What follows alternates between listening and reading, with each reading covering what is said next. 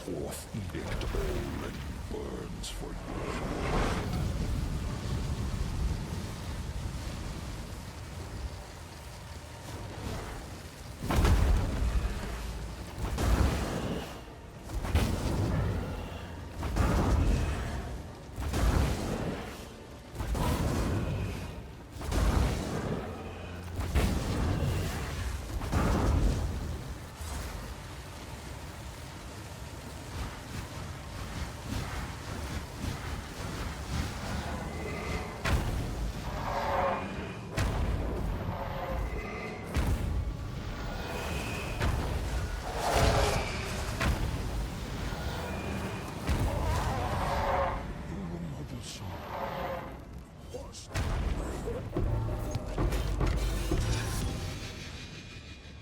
Hello, and welcome back to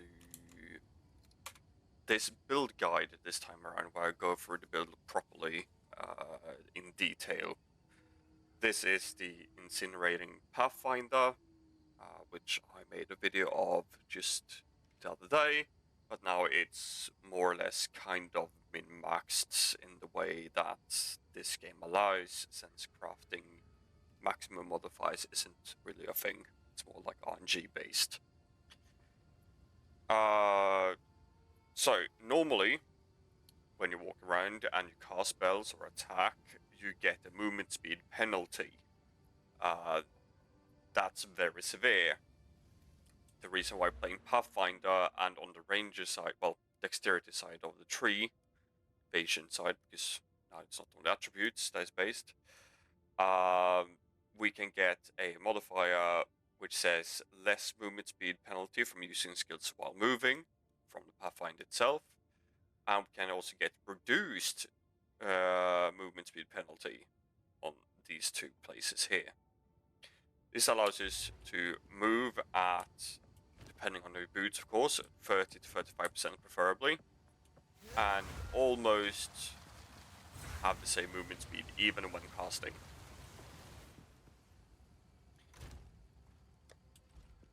This is a build you can start with already at level 16, I think it is. Let's have a look. What's the name of that staff? Searing Touch, level 16. Yep, level 16. You can start with Incinerate and just walk through the campaign. When starting the campaign, I would recommend you to actually try to get yourself a support gem level 3. They are basically free anyways. And get the mobility support. Once you get your second Ascendancy, so you can get this node here running Assault, you no longer need mobility, because it's just less movement speed penalty while using skills. We path immediately down here, get as much intelligence as you can get, because that's what your main issue is early on, to sustain the intelligence requirement of the skill. We path all the way down here to these two nodes and this node. When pathing this way, we also get 2 dual slots, which is good.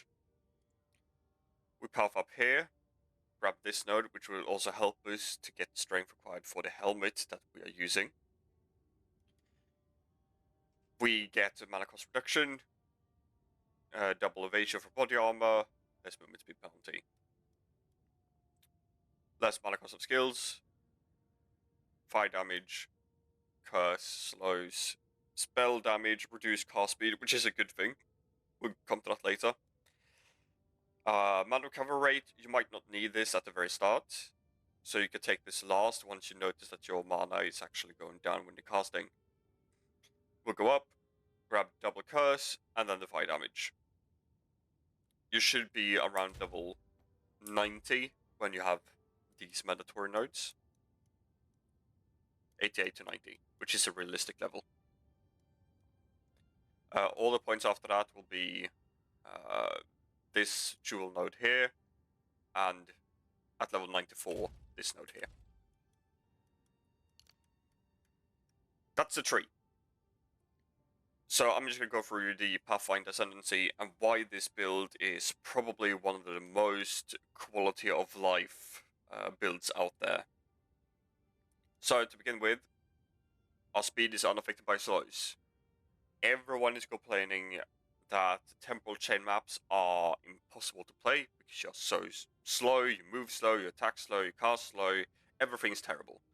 This negates temporal chains completely. You just ignore it, it's 0% effective. Second node is less movement speed penalty from using skills while moving. Good. We can just cast and walk at almost the same speed as we would normally, without any rowers or mounts or whatever. When leveling, you can also use these two passives. That will grant you 6 passive points until you get your 4th lab and then respec over to this. This node will grant you a immunity to an ailment. In this case, it's either shock, ignite, or freeze. Since freeze isn't that common, and since we can also just use a charm to make us immune to that, so we use a charm.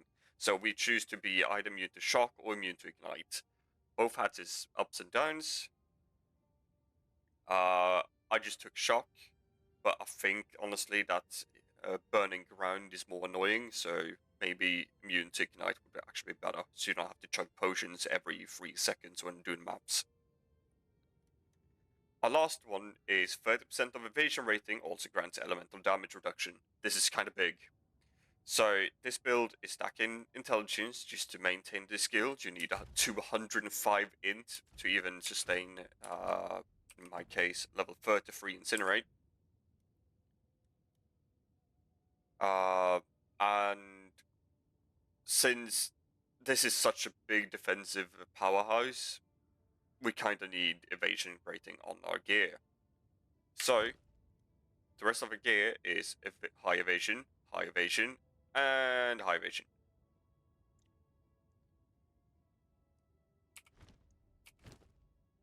Since we then have immune to chill and temporal chains, we are almost running at full speed at all times. We are immune to freeze. We are immune to ignite or shock. And in this patch, they also changed the stun values of enemies. So you were getting minus stunned like all the time. And since it changed, unwavering stance, which is too far away for this build to even... So you have to path all the way here for a keystone. That's not worth it because there's no damage nodes here for us. I decided to run with ezomyte peak helmet. This helmet grants us life, which is good. Grants us life regen, which is fine. It's only 4 to 6, I think it is. So it's not a big deal. And area of effect, which is kind of good. Grants us big AoE for our auras. I believe it's also casting Incinerate slightly further away. It's supposed to be scaled with AoE at least, but I honestly can't really tell the difference. Cone length is 4.6 meters. I don't know if that's the normal value or not. And since we can easily just buy these for at least like 1 exalt, we can put a socket in them and we can corrupt them and pray for a high spirit roll.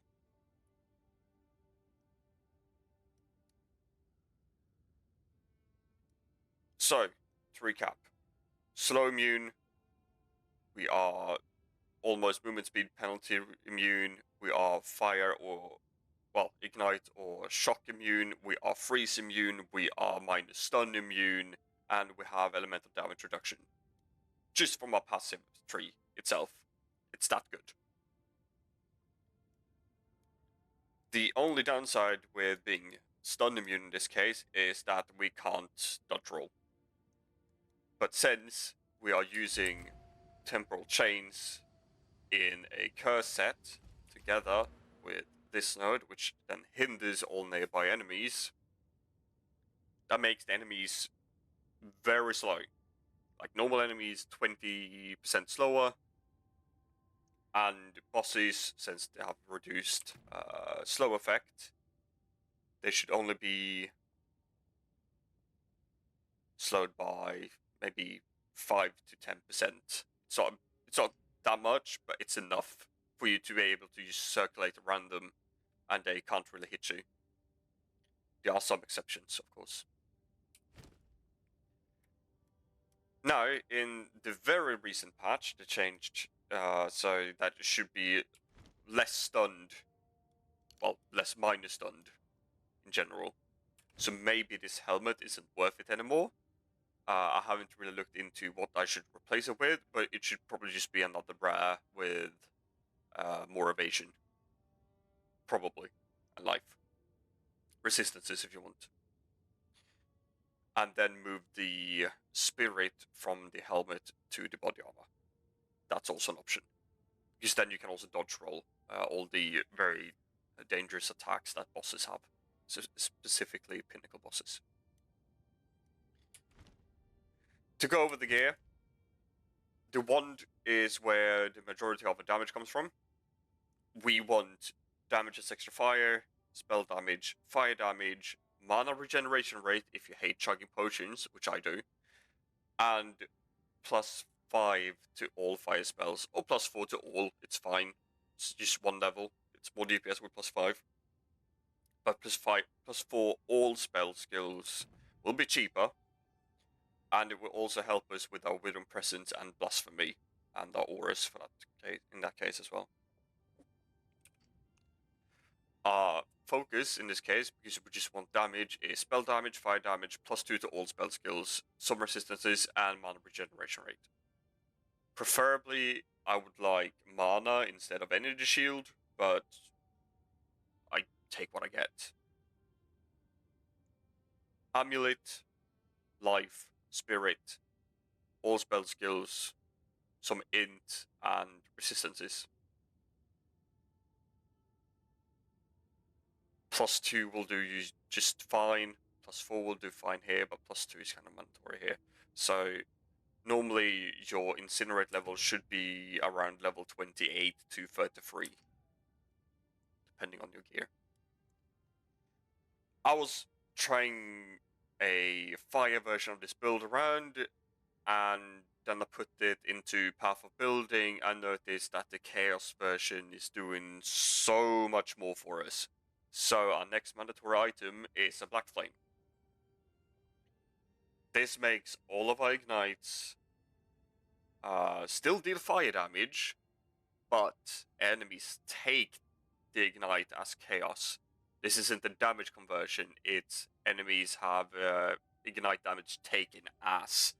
So we don't want chaos damage on a tree, like here. This does nothing. So we want to scale ignite magnitude and want to scale fire damage. But we want to lower the enemy's curse resistance, and we can easily do that with this Bear Curse in a Blasphemy support. This ring also grants us a big magnitude of ignite, less ignite duration, but that doesn't matter since we're constantly casting the skill, and some mana regeneration rate, which is big. You kind of want a corrupted version of this with a 20% increased damage instead, I think, instead of the magnitude of ignites. But I might be wrong on this, I haven't really min-maxed it in Pathfinder building yet. A body armor, life, as much evasion as you can get, and as much resistance as you can get. If you decide to not run with the Unwavering Stance helmet, the ezomyte peak, and run a rare helmet instead, then you need the spirit on your body armor. Rings, fire damage, life, resistances, mana regeneration rate. Again, mana regeneration rate on all gear pieces would be optimal.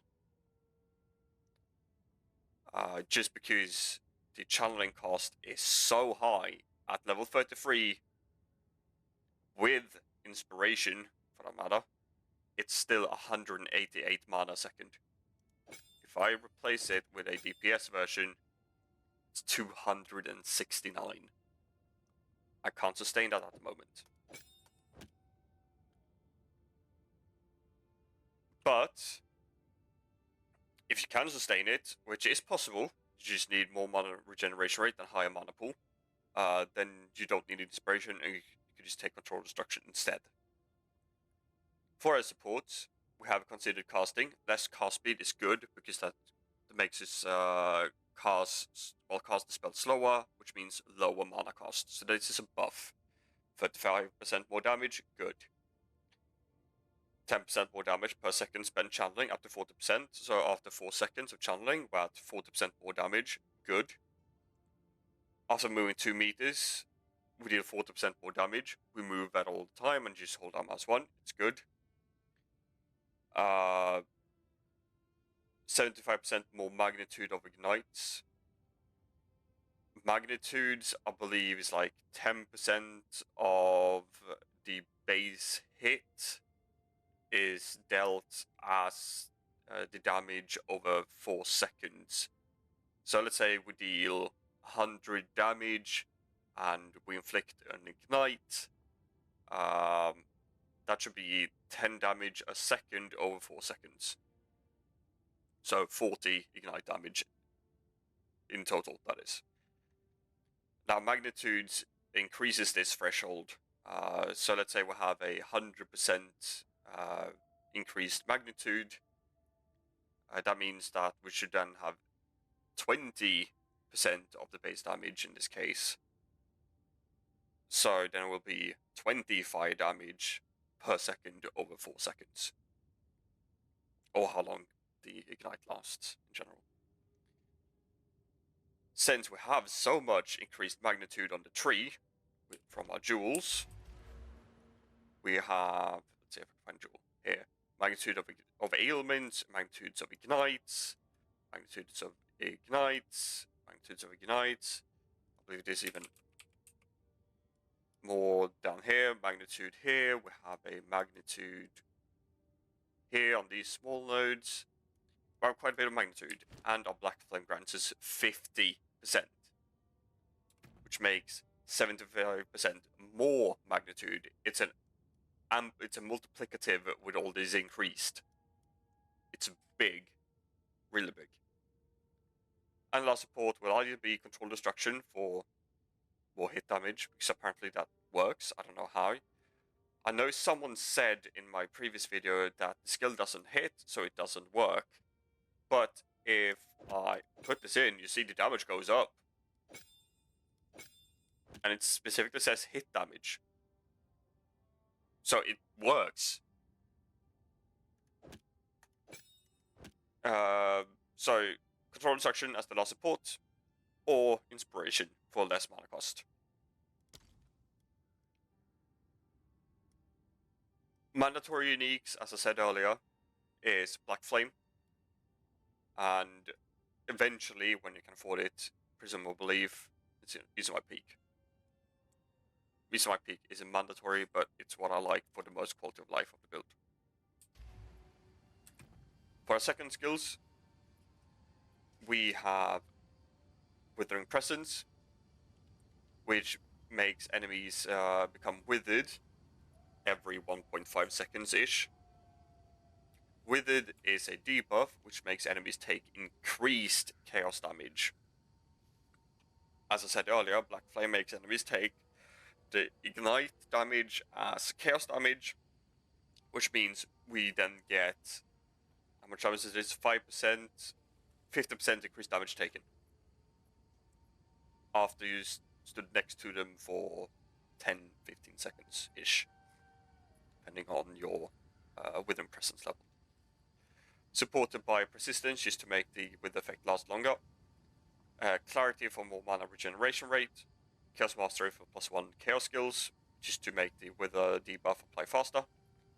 And if you still have the Spirit, Mysticism. Grants us more, increased spell damage on full energy shield, which is most of the time when doing bosses. This isn't mandatory, but it helps, just a little bit. This isn't really activated in maps, and since it's only increased spell damage, this doesn't really do that much for the build. So this can be skipped for 15 Spirit. We have a Blasphemy, which reserves Temporal Chains and Despair. If you believe that you have enough DPS and want more survivability, you can replace either of these curses with Enfeeble. We have Ritualistic Curse to make the support skills have 50% increased area of effect. It says increased delay, but that doesn't matter because these curses are now an aura. They are instantly applied to anything that walks into our screen. And Magnified effect for 30% more area of effect. So we have 50% increased here, we have 20% here, and then we multiply that by 30%. So it's practically almost a full screen. The reason why I have a Flum builder here is because I was running a fire build earlier, so I'll replace Despair with the Flum ability if you want to do that for more resistances in general, easier to maintain, but you will deal less damage. Where can I take this build next? What's the goal? What goal? Well, level 94 is the goal, and if I feel like continuing, level 98. Because next level I get a new jewel socket, and at level 98 I'll have this jewel socket. These will give me, well, more magnitude, more fire damage, or if I can afford one because they're really expensive, a megalomaniac to basically anoint some passives like this, 20% increased magnitude. We have, where is it? Here. Increased magnitude of ignites and strength. We can take fulmination, 40% increased damage with hits, since hits apparently work on it. We can take lasting trauma, which I have anointed in this case, for magnitude of ailments. We can have incendiary. We can also have for quality of life, Eva Flow for more mana regeneration rate while moving, which we are doing all the time. We can take either of these ones for more curse magnitude. There are so many nodes you could choose between, but the megalomaniacs are ridiculously expensive. They're like 15 to 100 divines. People are overpricing them like mad, and I don't know why. So, yeah. That's the build. That's the future of the build. Of course, you can also get better rolls, like, I think it's like up to 80% increased spell damage, fire damage on both these gear pieces. 20% increased damage on the ring as a corrupted enchantment, implicit, whatever you want to call it. And belt, I think is fine. Could be more strength. I think it's good as it is. That's a build. I hope you enjoy playing this as much as I did, because it's perfect for map clearing. It's not a good bosser, since you can't really dodge roll, but in bosses, like pinnacle ones, you can replace the helmet with something else and be able to dodge roll all the insta-kill attacks. That's the only issue I have, because the insta-kill attacks are very well tracked by the pinnacle bosses, so you can't really walk around them. You kind of have to walk away from the bosses when you hear the dung noise. And then slightly sidestep it. That's how I managed to kill Sesht. I think it's 3 times at the moment. I speak. Yeah, 3 times. I haven't done the 4th yet. And Olroth, I had to face tank his sword throw, and it deals like 2,300 damage, so I was down to like 100 health, and if it crits me, I'm dead. So it was kind of a RNG fight. So would recommend, probably for pinnacle bosses, just to get rid of the helmet and replace it with something else. Now, that's the build. Hope you enjoyed. I didn't enjoy 0.2 as much as I thought I would, because there's no loot. I wish there was loot. Jonathan, please fix. Please don't nerf. Build is good. I know this isn't the vision. Have a nice day.